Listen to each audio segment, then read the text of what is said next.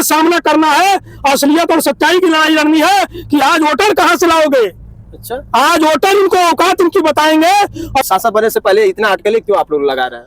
नमस्कार साथियों, आप देख रहे हैं भी न्यूज इंडिया। इस वक्त हमारे साथ है स्वदेश स्वाभिमान पार्टी के एक चर्चित नेता, जो आज स्वदेश स्वाभिमान पार्टी से भी खफा नजर है, और क्यों है उन पर भी हम सवाल करेंगे। और इन दिनों हमारे साथ बिना सपा के है, क्योंकि आप पहचानते होंगे सपा में, लेकिन ये हमारे साथ साधारणतया है। और वही चर्चित चेहरा है जो ब्रिजेश राजभर का नाम आप सुने होंगे, चेहरा आप पहचानते भी होंगे। एक बार हमारे साथ पहली बार मुलाकात है इनसे भी। आइए, स्वागत है भी न्यूज इंडिया में। नमस्कार, आपके सभी सम्मानित दर्शकों को भी मैं सम्मान करता हूं। जी। और आज देखा जाए तो लोकसभा चुनाव की तैयारी में सब नेता जुटे हैं जी। और आप पहले बड़ा बेबाकी से बात रखने का काम करते थे, इन दिनों आप बड़ा जो है छुपे छुपे से नजर आ रहे हैं, आखिरकार ऐसा क्यों?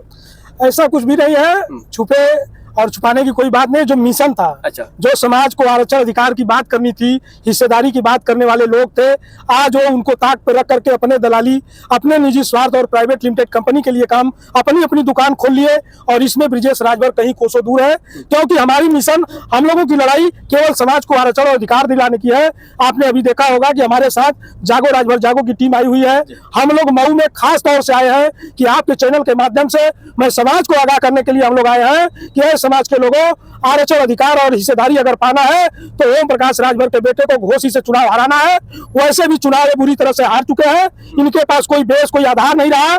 ये सारे मुद्दों को ताक पर रख करके केवल और केवल अपने बेटे के लिए, अपने परिवार के लिए वो मिशन पे काम कर रहा है।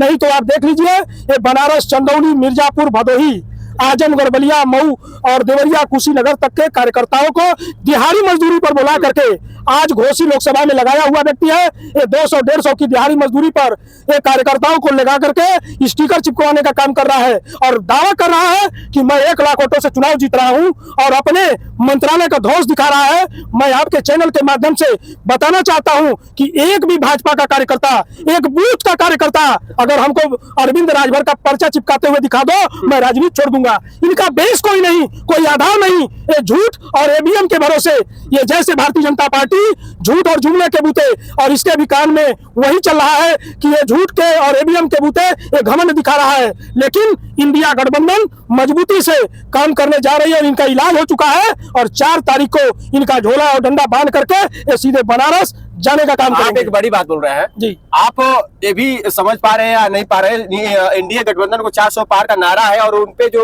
वो कह रहे हैं कि हम मजबूती दिलाकर रहेंगे। और ओम प्रकाश राजभर, मंगरू चाचा उर्फ पलटू राम ने यही घोषी विधानसभा के उपचुनाव में भी यही दावा किया था। अच्छा। इन्होंने कसम खाया, इन्होंने कहा कि अगर एक बाप की औलाद हूंगा तो मैं सफाई अखिलेश यादव को भेजूंगा। यही घोषी से, वही घोषी का दूसरा पार्ट है ये लोकसभा। और वो राजनीति, वो सिस्टम, वो समीकरण फिर वापस वहीं आ गया है। ये जुमलेबाजों का कोई कदर नहीं है। घोषी की जनता जाग चुकी है। यहाँ के युवा, यहाँ के महिला, यहाँ के पुरुष, यहाँ के वोटर, सब लोग आप जमीन पे जाइए, जमीन पे बात करिए।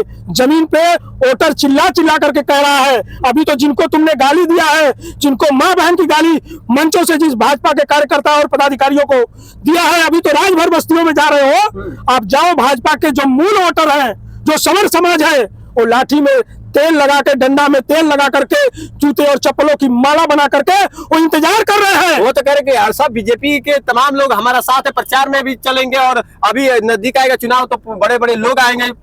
अभी एक प्रमाण आपके सामने आया, इसी घोषी में ब्रिजेश पाठक डिप्टी सीएम में मुर्गा बना करके, अच्छा। मुर्गा बना करके और झुको और मुंडी नीचे करो, तब मुर्गा बना के थूक चटवा दिए। और यही अरविंद राजभर कहते हैं राजभर ब्रांड, महाराजा सुहेलदेव। अरे महाराजा सुहेलदेव का नाम लेना तुम लोग छोड़ दो। उनका इतना बड़ा स्वाभिमान है, इतना सम्मान है, इतनी बड़ी क्रांति, अगर वो स्वाभिमान से समझौता किए होते ना तो आधे भारत में राजभरों का आज भी राज होता है। तो कह रहे कि वहाँ जो है हम एक सम्मान की बात करते थे और आशीर्वाद के लिए अगर 1000 बार अरविंद राजभर को झुकना पड़ेगा तो झुक के जाएंगे, लेकिन आप लोग उसका गलत जो है आप संदेश पहुंचा रहे हैं। अगर अरविंद राजभर और ओम प्रकाश राजभर अपने कार्यकर्ता पदाधिकारियों का अगर इतना सम्मान किए होते ना तो आज हर चुनाव में मुंह की नहीं खानी पड़ती।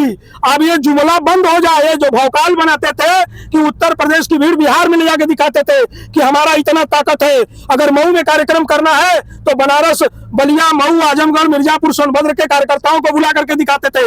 आज तो यह सामना करना है, असलियत और सच्चाई की लड़ाई लड़नी है कि आज वोटर कहां से लाओगे। अच्छा, आज वोटर इनको औकात इनकी बताएंगे और इनकी जमानत जब्त हो यहाँ जाएगी। जो कार्यक्रम हो रहे हैं, जो भीड़ जो जुम रहा है, जो जन सैलाब की बात आ रही है, तो क्या वो वोटर नहीं है? ये घोसी की जनता नहीं है ना, वो यहाँ के वोटर है। ये बनारस, मिर्जापुर, आजमगढ़ और मऊ, बलिया, कुशीनगर, कैसे देवरिया, आप कह सकते हैं कि यहाँ के वो वोटर नहीं है? ये प्रमाण आपको 4 जून को मिल जाएगा कि वोटर है कि इनके सपोर्टर हैं। अच्छा। ये प्रोग्रामिंग, ये प्रायोजित कार्यक्रम, ये खाली भीड़ दिखा करके पैसा कमाने, अगर ये समाजवादी में गए तो भाजपा को गाली देना और भाजपा में गए तो समाजवादियों को गाली देना, ये कार्यकर्ताओं को उलझा करके ये अपनी दुकान चला रहे थे। आज बहेलिया खुद अपनी जाल में फंस गया है। और आप देखिएगा कि पहली बार भारत के इतिहास में इतनी बड़बोलेपन, इतने बड़े बड़बोले नेता को आप देखिएगा। ये तो हमको लग रहा है कि जब से इनकी मां मरी है, जब से ये लोग बाल छिलवा लिए हैं, इनका चेहरा देखिए ना, क्या हो गया? इनका चेहरा क्या हो गया देखिए, चेहरा? इनका बयान देखिए, क्या हो गया? इस सर का बाल मुड़वाते ही इनका अकल भी काम नहीं कर रहा है। बेअलूल दलूल की बातें कर रहे हैं, न मुद्दों की बात करते हैं, न घोसी के विकास की बात करते हैं, न रोजगार की बात करते हैं, न सड़क के विकास की बात करते हैं। ये तो उलूल जुलूल, ये तो अपने विपक्ष के प्रत्याशी को गाली देने का और कोसने का काम कर रहे हैं। अच्छा। इनको तो मुद्दों की बात करनी चाहिए ना। मुद्दों की बात नहीं कर रहे हैं? एक भी मुद्दा नहीं है इनके पास कोई मुद्दा नहीं है। नहीं, मुद्दों की बात करनी है तो महंगाई पे बात करो, बेरोजगारी पे बात करो, महिला उत्पीड़न पे बात करो, 69,000 शिक्षक भर्तियों पे बात करो, और पेट्रोल डीजल की महंगाई, गैस सिलेंडर की महंगाई, तमाम ऐसे मुद्दे हैं। सब मुद्दे कहाँ चले गए? अच्छा, कोई मुद्दा नहीं इन लोगों के पास। इन लोगों के पास केवल और भरोसा रह गया है तो खाली ईवीएम और झूठ।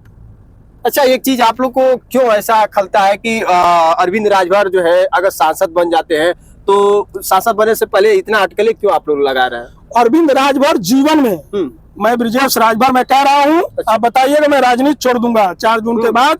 अरविंद राजभर जीवन में न तो सांसद बन सकते हैं, न विधायक बन सकते हैं, न तो एमएलसी बन सकते हैं। उनके किस्मत में नहीं पढ़ा है। लिखा इंसान नहीं बन पाएगा। पढ़ा लिखा नहीं, ये पूरे समाज की जो इन्होंने इतनी बड़ी धोखाधड़ी समाज के युवाओं के साथ गद्दारी बेईमानी किया है, समाज के युवाओं का सर कुचल करके आगे बढ़े हैं, झूठ बोल करके बेईमानी करके अपनी दुकान चलाए हैं। इनकी आह कहाँ जाएगी?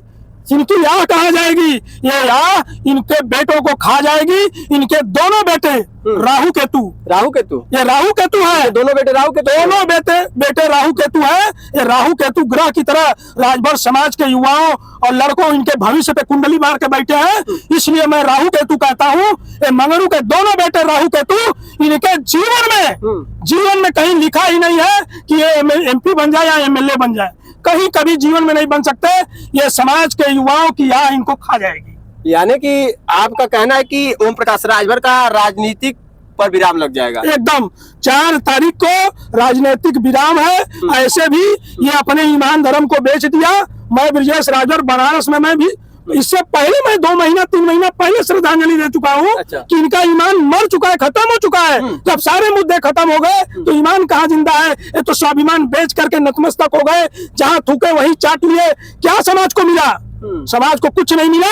ओम प्रकाश को मंत्रालय मिल गया। ये कहते हैं कि समाज को एक बड़ा चर्चा का विषय भी बन गया कि राजभर को राजभर जी कहते हैं लोग, राजभर का नाम कर दिए। इससे बड़ा क्या चाहिए? आज पीला गमछा तान कर लोग चलते, ये बातें आ रही है। अरे राजभर की तो इतिहास है। यही महाराजा सुहेलदेव राजभर जी थे और हैं और रहेंगे। महाराजा सुहेलदेव जी से बड़े तो है नहीं। ये कहाँ से आए?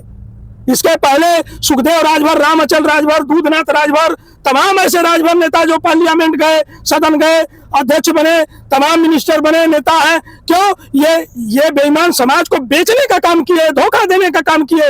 यही नाम किए ना कि जब राजभरों का इतना बड़ा सम्मान, कि जब यही लोग भाषण में कहते हैं कि जिस समय राजतंत्र था इस देश में 365 राजा हुआ करते थे तो 175 राजा राजभर के हुआ करते थे। तो स्वाभिमानी थे, वो इतने बड़े लड़ाका थे कि वो अंग्रेजों और मुगलों के आगे नतमस्तक नहीं हुए। नहीं तो वो जंगल पसंद किए लेकिन राजपाट को त्याग दिए। ये राजपाट के चक्कर में ये थूक करके चाट लिया। क्या रह गया? स्वाभिमान। स्वाभिमान तो खत्म हो गया। क्या राजभर समाज के नाम को इसने डुबो दिया और घसीट करके उसको नाले में ले जा करके गंदा कर दिया। समाज का नाम तो बोल दिया। कहाँ समाज का नाम बचा है? यानी कि आपके हिसाब से समाज में जो है कोई बच्चों सो नहीं रहा है, समाज गड्ढे में जा रहा है। समाज को इसने गर्त में डाल दिया। समाज का इतना सम्मान था, नाम था, महाराजा सुहेलदेव, तमाम 175 राजाओं के नाम पे समाज को बड़े अच्छे दृष्टि से देखा जाने लगा। जो इतिहास हमारा दबा दिया गया था, उस समाज को हमारे समाज के युवाओं, पढ़े लिखे बुद्धिजीवी इतिहासकारों ने ऊपर लेकर आया, लेकिन उसको प्रोग्रामिंग और प्रायोजित करके यह समाज को बेचने और ठगने का काम किया, और केवल अपनी दुकान चलाने के लिए, अपने दोनों बेटे राहु केतु को आगे बढ़ाने के लिए समाज का गला काटा है, समाज के युवाओं के भविष्य के साथ खिलवाड़ किया। नहीं तो ये चाहता तो ये मंत्रालय न लेकर के, टिकट न लेकर के, अगर समाज के लिए आरक्षण ले लिया होता, अगर अधिकार ले लिया होता, तो आज समाज का विकास और तरक्की हो जाता। और हम लोगों ने भी मन बना के रखा था कि अगर ये आरक्षण दिलवा देगा तो हम लोग भी गाजे बाजे के साथ, अपने दल बल के साथ इसका स्वागत करेंगे। लेकिन ये समाज का अधिकार को गर्त में डाल करके, समाज का स्वाभिमान को गर्त में डाल करके, ये केवल और केवल अपनी दुकान और अपने बेटे को आगे बढ़ाने के लिए समाज को गर्त में डालने का काम किया। एक चीज यह नहीं समझ में आती है कि राजभर का विरोध में खड़े हैं। राजभर जो आज सांसदी का चुनाव लड़ रहे हैं, आज राजभर के ही साथ जो है इतने नेता जो है विरोध में खड़े हैं। आखिरकार एक राजभर को सांसद बनने के लिए इतना साथ देना चाहिए, लेकिन उनके साथ नहीं आने का वजह क्या है आपके हिसाब से? इनके साथ नहीं आने का यही कारण है कि इसके पहले इनका यही मुद्दा था। अच्छा। कि जब तक मैं राजभर समाज को अधिकार, आरक्षण, हिस्सेदारी नहीं दिला लूंगा, तब तक न तो हम कोई चुनाव लड़ेंगे, न मेरा बेटा लड़ेगा, न हम लड़ेंगे। समाज इनके साथ हो गया, एकजुट एक साथ हो गया। लेकिन ये समाज के सारे अधिकार, सारे हिस्सेदारी, आरक्षण को ताक पे रखते हुए केवल अपने बेटे के टिकट, अपनी मंत्रालय, अपनी सोच को लेकर के आगे बढ़ा और समाज को गर्त में डालने का काम किया। इसलिए आज समाज आक्रोशित है। समाज का युवा, समाज का एक एक बुद्धिजीवी, एक एक महिला पुरुष, एक एक बच्चा आज अपने अधिकार के लिए, आज शर्म की बात है, ये नेता सदन में जाने की बात करता है, ये अपने एक बेटे को संसद में भेजने की बात करता है। अगर उसको संसद में न भेज करके अगर आरक्षण ले लेता तो हमारे समाज के लाखों युवा आईएएस और पीसीएस बन जाते और हमारे समाज का विकास हो जाता। ओम प्रकाश राजभर और उनके बेटे दोनों मुद्दों से भटक गए हैं, और वो केवल और केवल अब समाज के लिए कैंसर बन चुके हैं, और इस कैंसर को खत्म करना है। तो मैं फिर आपके चैनल के माध्यम से समाज को आगाह करता हूं कि है समाज के लोगों, अगर वास्तव में आरक्षण, अधिकार और हिस्सेदारी आपको चाहिए तो घोषी से आप लोग मन बना लीजिए और आ करके सारा काम छोड़ करके, जब तक इनके बेटे को, ओम प्रकाश राजभर के बेटे को चुनाव यहाँ से नहीं हराएंगे, हमारे आरक्षण अधिकार का हनन हो रहा है। और आने वाले समय में ये हिस्सेदारी, आरक्षण अधिकार सब खत्म कर देगा और केवल अपनी दुकान चलाएगा। अब लोकसभा चुनाव में अब इतना बड़ा दावा जो आ रहा है कि ओम प्रकाश राजभर जो अपने रास्ते से भटक चुके हैं, अब उनका खमियाजा भुगतना पड़ेगा। इसी लोकसभा चुनाव में उनके आगे वो बातें आ सकती है, जहां तक खुलेआम ब्रिजेश राजभर की बयान साझा कर रहे हैं। इस वक्त आप लाइव तस्वीरें भी न्यूज इंडिया पे बिमलेश कुमार के साथ देख रहे हैं। नए अपडेट के साथ मैं फिर मुकादित हूँ। इस वक्त के लिए इतना ही। नमस्कार।